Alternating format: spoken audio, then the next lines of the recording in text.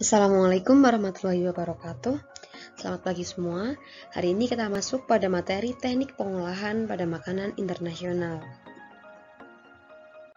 Diawali dari persiapan bahan, ada menimbang, menyiang, mencuci, memotong, mengocok, merendam dalam cairan bumbu, menggiling, memanir. Berikutnya, teknik memasak. Teknik memasak ini dibedakan menjadi 3. Ada teknik memasak basah, teknik memasak kering, serta teknik memasak dengan minyak. Yang pertama, dari teknik memasak basah, itu dibedakan menjadi 6. Ada merebus, yang terdiri dari simmering dan poaching, lalu ada menyetup, braising, mengukus, mentim, serta memblansir. Beberapa istilah ini mungkin masih terdengar agak asing ya, tapi kita akan pelajari apa sih pengertian dari masing-masing istilah ini.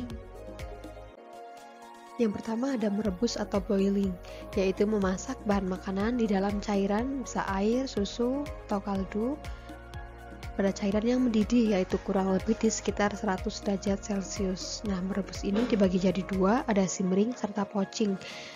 Apa sih bedanya? Jadi simmering ini bahan makanannya direbus sampai pada titik didih, kemudian api dikecilkan. Nah, selama api dikecilkan ini, proses merebus masih terus berlangsung, misalnya pada pembuatan kaldu atau stok. Lalu poaching itu adalah merebus bahan makanan dalam air yang sedikit dengan api yang kecil atau temperaturnya kurang dari 100 derajat Celcius, misalnya pada merebus ikan dan buah-buahan. Lalu ada menyetup atau stewing. Ini adalah memasak bahan makanan di dalam cairan dalam jumlah yang hampir sama dengan bahan yang dimasak. Nah, menyetup ini terjadi perlahan-lahan agar bahan makanan dapat lunak. Biasanya dagingnya dipotong kecil-kecil terlebih dahulu.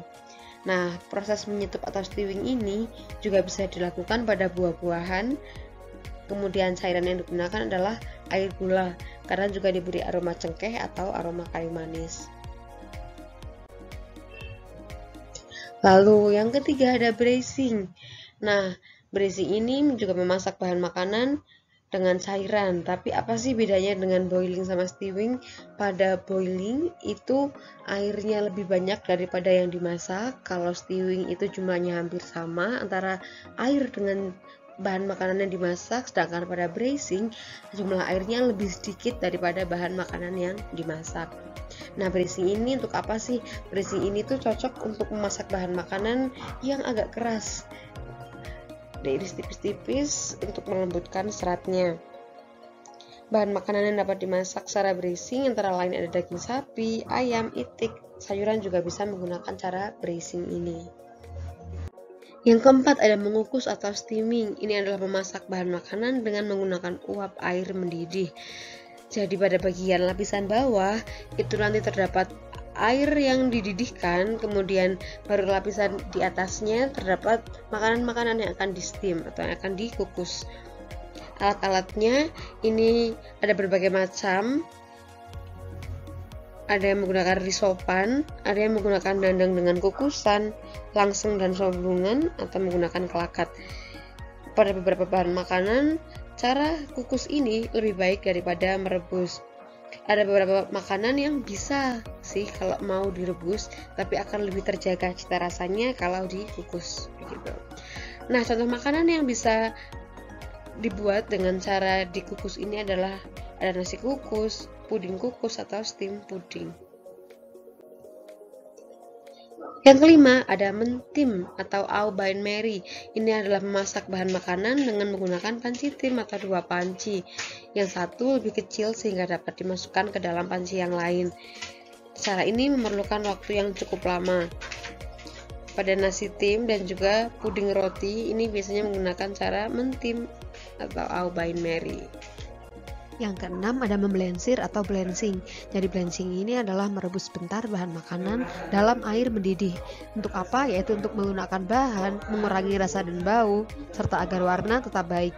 Nah, contohnya pada lobak, isi perut, rebung, dan tulang kaldu itu dilakukan proses blanching untuk mengurangi bau. Dan pada cabai merah, daun singkong, kol, dan bayam itu dilakukan blanching agar warna tetap baik. Lalu ada teknik memasak kering, yaitu ada memanggang yang terdiri dari griddling atau pan broiling serta ada roasting. Kemudian ada mengoven atau mengepan serta ada mengoseng atau menyangan. Yang pertama ada memanggang. Memanggang adalah memasak bahan makanan di atas api terbuka. Nah, memanggang ini ada dua, ada griddling atau pan broiling dan ada roasting. Griddling atau pan broiling adalah memanggang di sebuah griddle, yaitu lempengan besi yang rata yang diletakkan di atas perapian, misalnya pada pembuatan macam-macam sate. Kemudian ada roasting. Roasting adalah memasak dengan memanggang bahan makanan di dalam oven, misalnya adalah ayam panggang, roasted chicken. Yang kedua ada mengepan atau mengoven atau baking. Itu adalah memasak bahan makanan di dalam oven dengan panas dari segala arah. Nah, mengepan ini lebih tepat untuk memasak adonan roti dan juga kue. Jadi contohnya ada macam-macam roti, macam-macam kue. Yang ketiga ada mengoseng atau menyangan, yaitu memasak dengan bahan makanan tanpa minyak. Selain untuk memasak bahan makanan, cara menyangan ini juga digunakan untuk membuat aroma yang sedap. Alat yang digunakan bisa berupa wajan yang tebal atau kuali dari tanah. Nah, cara menyangan ini terkadang juga ada yang menggunakan pasir sebagai pengganti minyak agar panasnya rata. Contoh dari beberapa bahan makanan yang bisa disangan, misalnya ada kacang tanah, ketumbar, dan kemiri. Kalau yang menggunakan pengganti minyak yaitu menggunakan pasir sendiri, biasanya digunakan pada kerupuk. Beberapa kerupuk ada yang menggunakan cara disangan pada pasir. Ya, berikutnya ada teknik memasak dengan minyak. Teknik memasak dengan minyak ini ada dua, ada menumis serta menggoreng. Menggoreng itu sendiri ada dengan cara Prancis, Inggris, serta Orly. Yang pertama ada menumis atau sauting atau shallow frying. Ini merupakan memasak bahan makanan dengan minyak atau lemak sedikit sambil diaduk. Nah, bumbu yang ditumis ini akan mengeluarkan aroma yang sedap. Kemudian sayuran akan terasa lebih gurih serta lebih enak. Bahan makanan yang ditumis biasanya merupakan bahan makanan dengan tekstur yang lembut, misalnya ada tumis kangkung, tumis buncis, dan sebagainya. Yang kedua ada menggoreng atau frying. Frying ini adalah memasak bahan makanan di dalam minyak. Nah, frying ini sendiri ada dua macam ya, ada dua macam cara menggoreng, yaitu menggoreng dalam minyak yang sedikit atau pan frying, serta ada menggoreng dalam minyak yang banyak atau deep frying.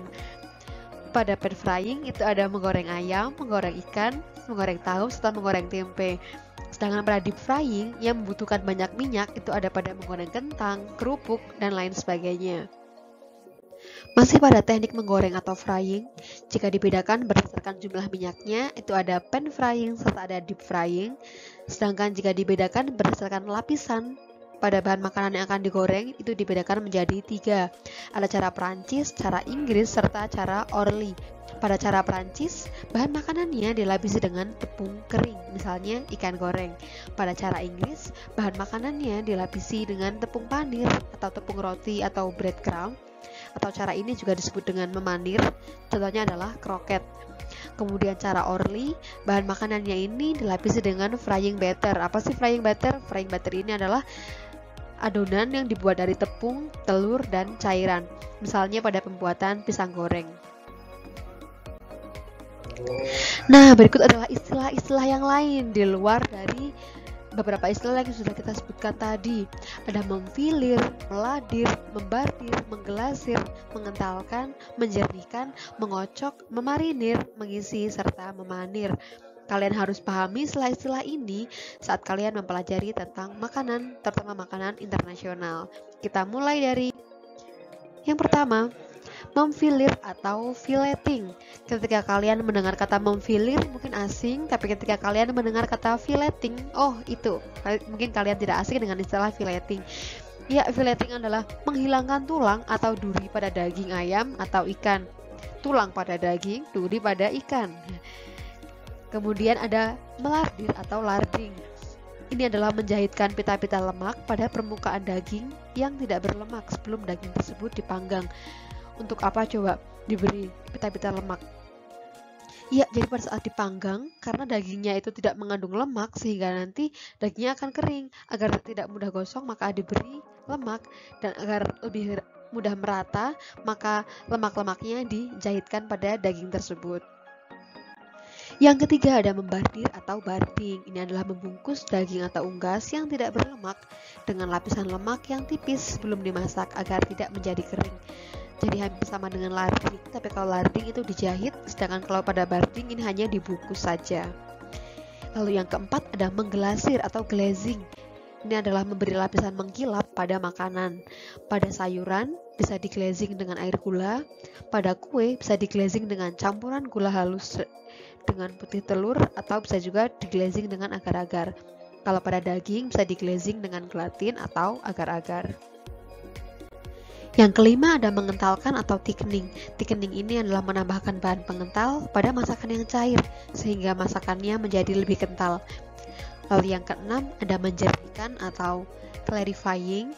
Ini merupakan teknik untuk menambahkan bahan penjernih seperti putih telur untuk menjadikan kaldu yang keruh. Yang ketujuh ada mengocok atau beating. Ini adalah memasukkan udara agar bahan makanan dapat mengembang. Lalu yang kedelapan ada memarinir atau marinating. Ini adalah merendam bahan makanan di dalam cairan berbumbu agar bahan makanan tersebut lebih enak dan tidak lekas basi. Yang kesembilan ada mengisi atau stuffing. Stuffing ini adalah mengisi bahan makanan dengan daging, ayam, atau ikan yang dicincang dan dicampur tepung panir atau nasi. Dan yang ke-10 ada memanir atau istilahnya adalah coating. Coating ini adalah memberi lapisan kulit pada makanan dengan menggunakan telur dan tepung panir kemudian digoreng. Atau kalau pada teknik penggorengan masuk ke dalam teknik memasak cara Inggris. Nah, demikian materi mengenai teknik memasak. Saya harap kalian paham. Jika belum paham, kalian bisa replay lagi videonya. Pastikan kalian paham masing-masing istilahnya. Dan terima kasih sudah menyimak. Selamat belajar. Saya akhiri. Wassalamualaikum warahmatullahi wabarakatuh. See you next week.